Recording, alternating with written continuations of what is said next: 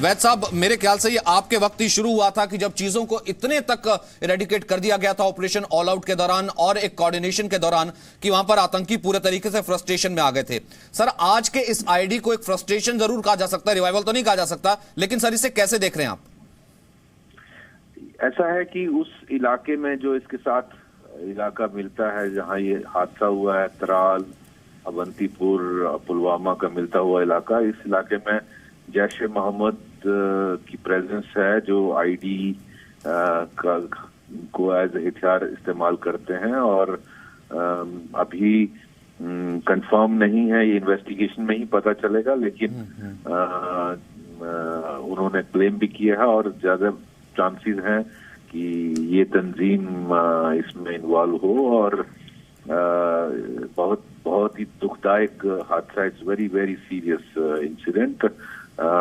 We lost, I think, more than 8 jawans who have been martyred, and my heart goes to their families. The CRP has been doing a great job, commendable job in maintaining peace and order in Kashmir Valley and fighting for the security of the country.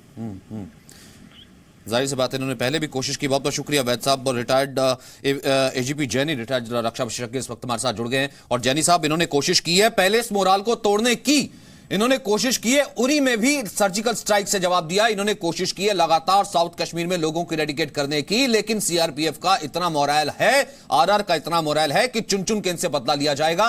लेकिन एक ये बड़ी कम से कम setback कह सकते हैं जो आज का ये आईडी ब्लास्ट हुआ। देखिए, मैं तो इसमें 2-3 बात कहूंगा। सबसे पहले तो मेरे तहे दिल से मुझे अफसोस है और मेरी श्रद्धांजलि इन बहादुर जवानों को जिन्होंने की अपनी सुप्रीम सैक्रिफाइस हमारे देश के आन मान शान और झंडे के लिए दी है।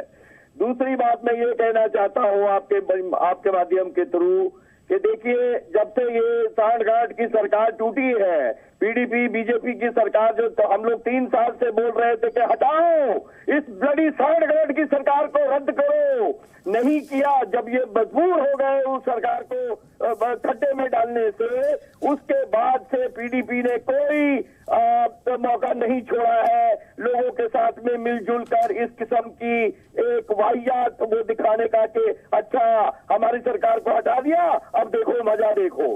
क्योंकि अभी देखिए, जब तक की, तीसरी बात मैं ये कहना चाहता हूं, जब तक कि पाकिस्तान को दूतों की कॉस्ट यानी कि उसकी कीमत, कॉन्सिक्वेंसेस यानी कि उसके नतीजे, जब तक कॉन्सिक्वेंसेस पाकिस्तान को नहीं सिखाए या बताए जाए, मुझे अफसोस है, बड़े तहे दिल से कहता हूं, चलता रहेगा। एक गूगली इधर से, 2 बाउंसर उधर, पाकिस्तान बात कुछ करेगा, इमरान खान 1 कदम 2 कदम की बात करेगा और उसके फौजी जो है वो इस किस्म की नापाक हरकत करते रहेंगे। तो देखिए, हमें कोई इसके ऊपर में ठोस पॉलिसी बनानी है। अफसोस की बात है, आखिरी बात मेरी तरफ से, कि कश्मीर के प्रति या पाकिस्तान के प्रति हमारी कोई स्टैंडर्ड सस्टेन्ड कोहेसिव पॉलिसी नहीं है। ये मैं नहीं कह रहा हूं, ये गवर्नमेंट ऑफ इंडिया के, एक जान हो चाहे 2 या फिर 8 जान, भले हम ये कहें कि 5 साल बाद हुआ या 8 साल बाद हुआ, लेकिन एक एक जान की कीमत क्या है ये हमको पाकिस्तान को सबक दे करके पूरे तरीके से समझाना पड़ेगा, बताना पड़ेगा, धमकाना पड़ेगा, वो भले कैसे भी शब्दों में क्यों ना हो। Jayadeva Ranade, former additional secretary रॉ, इस वक्त मेरे साथ जुड़ गए हैं। जयदेव राणा डे, जैसा कि मेरी बात हो रही है डिफेंस पर्सनल से, जैसे मेरी बात हो रही है अधिकारियों से, फॉर्मर डीजीपी से, वो ये कह रहे हैं कि हां, ऐसी इंफॉर्मेशन पहले से रहती है और थी भी कि जैश कहीं ना कहीं फ्रस्ट्रेट इतना है वो ऐसी कोशिश करेगा। लेकिन सर, ये कितना बड़ा अलार्मिंग है और कितनी बड़ी ये घटना है? घटना तो बड़ी है और आप देखेंगे तो 26 नवंबर के एनिवर्सरी के अगल बगल हुआ है और 2-3 चीजें साफ सबूत देती है ये। एक कि जैश ए मोहम्मद का जो इंफ्रास्ट्रक्चर है, टेरर इंफ्रास्ट्रक्चर है, वो इंटैक्ट है। और जो ये इमरान खान वगैरह कह रहे हैं कि हम दोस्ती का हाथ बढ़ा रहे हैं इंडिया की तरफ, वो तो सिर्फ सुपरफिशियल बात है, असलियत उनकी अभी दिखी है। दूसरी बात, जो ये उन्होंने अटैक किया है, ये जो सीआरपीएफ कॉन्वॉय के ऊपर, तो वो टेक्निकली वैसे वो देखे जाए तो वो इनोसेंट लोग थे, अपने जा रहे थे कहीं और उनके ऊपर उन्होंने हमला किया। ठीक है, उन्होंने सिक्योरिटी फोर्सेस को टारगेट बनाया, बट कोई उनके साथ कुछ मुठभेड़ वगैरह नहीं हो रही थी जब उन्होंने ये किया है। तो मेरे ख्याल से इससे काफी क्लियर सबूत मिलती है कि पाकिस्तान की जो इंटेंशंस हैं, जो इरादे हैं, वो बदली नहीं है। सिर्फ नया पैकेजिंग में वो वही चीज आगे बढ़ा रहे हैं।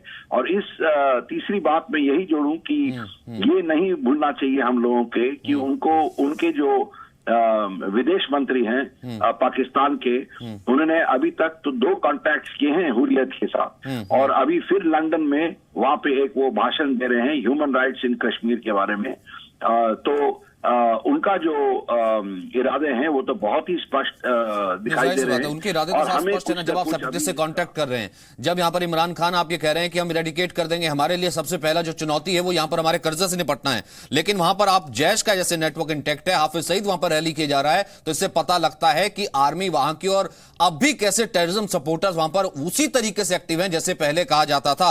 अब दूसरा यह है कि ईशान वानी मेरे साथ जुड़ गए और साथ ही साथ कृष्णमोहन मिश्रा मेरे साथ इस वक्त लाइव हो गए हैं। सबसे पहले मैं ग्राउंड पर चलता हूं, ईशान वानी मेरे साथ मौजूद हैं। ईशान वानी, इस वक्त क्या इंफॉर्मेशन है, क्योंकि अपने आप में बड़ा हमला है, अपने आप में यह बड़ी खबर है, फिलहाल क्या इस वक्त काउंट क्या उतना ही है, और दूसरी इंफॉर्मेशन में इस वक्त अपडेट क्या है? देखिए, बहुत बड़ा हमला हुआ है यहाँ पे ये जो हाईवे है उस पे हुआ है, बहुत बड़ा हमला है।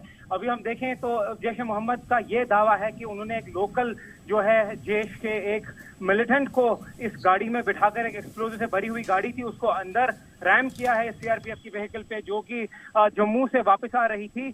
जो अभी संख्या है कैजुअलिटीज की वो कुछ बताई नहीं जा सकती है, बट जो सोर्सेज बता रहे हैं उसके हिसाब से 8 सीआरपीएफ के जो एहलकार है।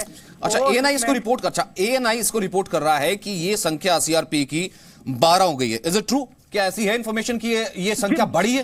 जी बिल्कुल, 12 से 13 लोगों के इसमें जो है जान जाने की सूचना है, बट अभी कुछ पुष्टि नहीं हो पाई है सीआरपीएफ से, क्योंकि ग्राउंड पे जो लगे हुए हैं सीआरपीएफ के अधिकारी, हमें भी काफी दूर स्पॉट से रोका गया है और ये बताया जा रहा है कि अभी वहां पे जो है पुलिस ने पूरे इलाके को कॉर्डन में लिया गया है। बहुत बड़ा आईईडी ब्लास्ट है। 2004 के बाद हम आज पहली बार ये देखेंगे कि गाड़ी का प्रयोग किया गया है, जैसा कि दावा किया है जैश ने। और अभी फिलहाल यही सूचना मिली है कि ये गाड़ी में कम से कम 20 सैनिक थे जो कि रास्ते में आ रहे थे, और काफी देर से इस हाईवे पे सिक्योरिटी अलर्ट पे थी और सिक्योरिटी का अपैरेटस बढ़ा भी दिया गया था, क्योंकि ऐसे हमलों की काफी जानकारी रहती है पुलिस के पास। और यही वो हाईवे है, स्ट्रेटेजिक पॉइंट है, जहां पे जो है कहीं ना कहीं मिलिटेंट जो है स्ट्राइक करने की कोशिश करते हैं। इससे पहले भी इनपुट थे और लगातार ठीक